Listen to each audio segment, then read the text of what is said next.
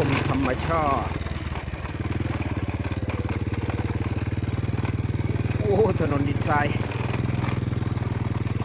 เรียบลำห้วยทับทัน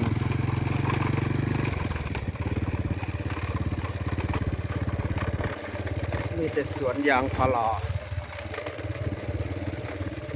คนมาอยู่ตามไฮ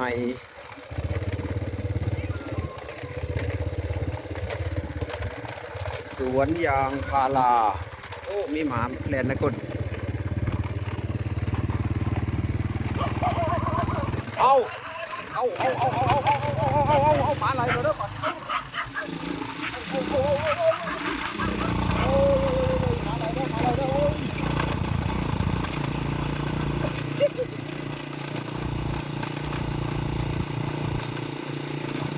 โอ้หมาอะไรยางขังเลยหมาอยู่ปลาจะได้หายแค่หายคักหมา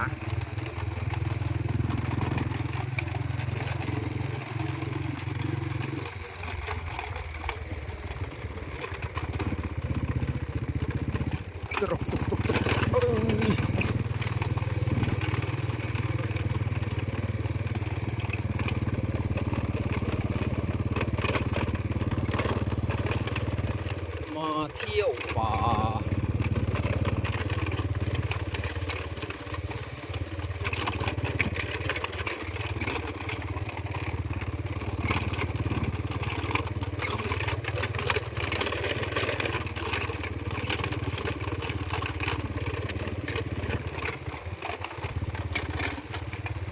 สวนยางพารา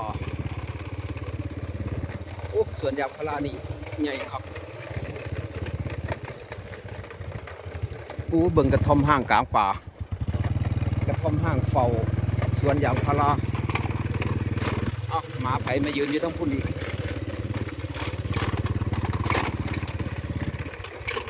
ตามป่าตามดงก็มีหมาตัวนี้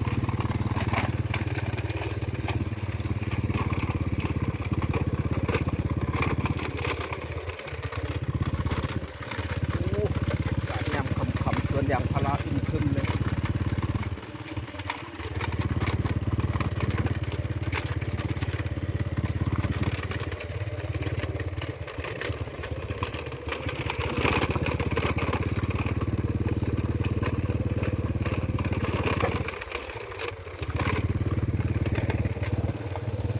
โอ้บ้านเฮาก็มียางพาราหลายครับ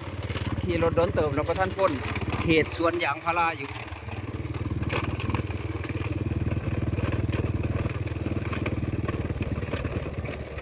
สวนยางพารา